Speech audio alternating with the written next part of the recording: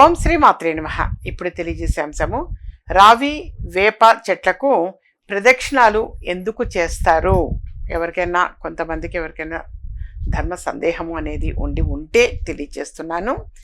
రావి చెట్టుకి వేప చెట్టు ఈ రెండు కనుక కలిసి ఉంటే ప్రదక్షిణాలు మనం ఎక్కువ మంది కూడా చేస్తూ ఉంటారు. జనరల్గా ప్రధానంగా ఎవరి జాతకంలో అయినా కుజదోషం ఉంది అంటే వాళ్ళతో కంపల్సరీ చేయిస్తారు. వాళ్ళు చేయటం కూడా యథార్థంగా చాలా చాలా మంచిది. అంటే రావి చెట్టు ఏమిటి అంటే అది విష్ణు స్వరూపంగా, అలాగే వేప చెట్టు లక్ష్మీ స్వరూపంగా భావించి ఆ రెండింటిని కలిపి ప్రదక్షిణాలు చేయటము అనేది జరుగుతుంది. ప్రధానంగా అమావాస్య సోమవారం కలిసి వచ్చిన రోజున మాత్రం తప్పనిసరిగా చేస్తారు నాన్న.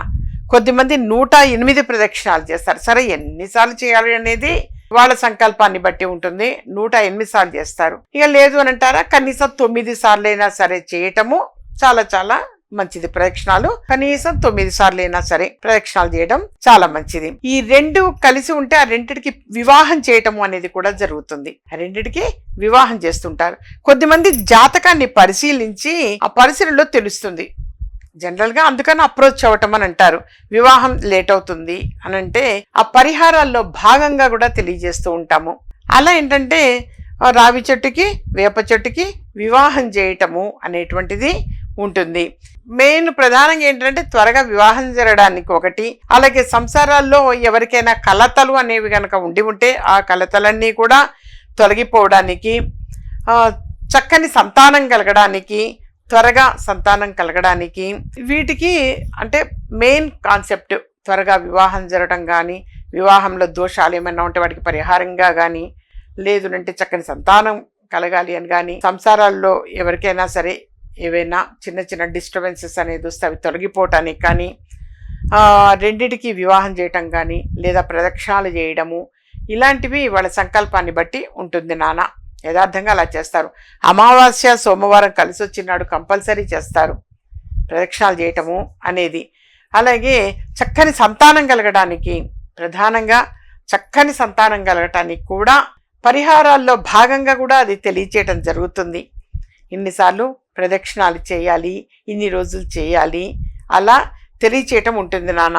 అలా ఇంకొకటి ఏంటి, సైంటిఫిక్గా కూడా ఈ రావి చెట్టు వేప చెట్టు ఆ గాలి అనేది కూడా మంచిది అని చెప్పేసి, ఆ రెండు మంచిది అని చెప్పేసి కూడా చేస్తూ ఉంటారు. అవి రెండూ కలిసి ఉన్న చోట కనుక ప్రదక్షిణాలు చేస్తే అనేక రుగ్మతలు పోతాయి అని చెప్పేసి, హెల్త్ బాగుంటుంది అని చెప్పేసి యథార్థంగా ఇవన్నీ దృష్టిలో ఉంచుకొని తెలియచేయటము. కానీ యథార్థంగా ఎక్కడైనా సరే రావి చెట్టు వేప చెట్టు కనబడింది అని అంటే మాత్రం మేము రెమెడీస్లో భాగంగా తెలియచేయటం జరుగుతాయి. కొంతమందికి ప్రతి మంగళవారం చేసిరండి అని కానీ, లేదా ఇన్ని రోజులు చేసిరండి కానీ, లేదా ఇన్నిసార్లు ఇన్ని రోజులు చేయాలి అని, లేదా వేప చెట్టుకి రావి చెట్టుకి వివాహం చేయాలి అని కానీ, అలా రెమెడీస్లో భాగంగా తెలియచేయటం అనేది జరుగుతుంది నాన్న. ఏది ఏమైనా సరే రావి చెట్టుకి వేప చెట్టు కలిసి ఉంటే వాటికి ఎందుకు ప్రదక్షిణాలు చేస్తారు అనటానికి విశ్లేషణ. ఇది విష్ణుమూర్తి లక్ష్మీదేవి స్వరూపంగా భావించి చక్కగా ఆ దంపతులకు ప్రదక్షిణాలు చేసినట్టు, అందుకని చెప్పేసి ప్రదక్షిణాలు అనేది కంపల్సరీ చేస్తూ ఉంటారు. ఇంకా ఏమైనా సరే సమస్యలు ఉన్నాయి అని అంటే వ్యక్తిగతంగా అపాయింట్మెంట్ తీసుకొని కలవచ్చు నాన్న.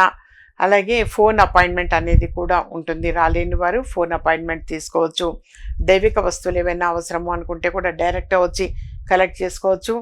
లేదు అని అంటే పోస్టల్ సౌకర్యం ద్వారా అయినా సరే, అంటే వివాహ విషయం కావచ్చు, విద్య కానీ, అలాగే విదేశీ యోగం గురించి కావచ్చు, మంచి ఉద్యోగం రావాలి, త్వరగా వివాహం జరగాలి, చక్కని సంతానం కలగాలి, కోర్టు సమస్యలు కానీ, ఆర్థిక బాధలతో సఫర్ అవుతూ ఉంటారు వాళ్ళు కావచ్చు, బయట ఆగిపోయిన డబ్బులు తిరిగి రావడం విషయం కావచ్చు, అలాగే ఫ్యామిలీస్లో సహజంగా కుటుంబంలో చిన్న చిన్నవి వస్తూ ఉంటాయి.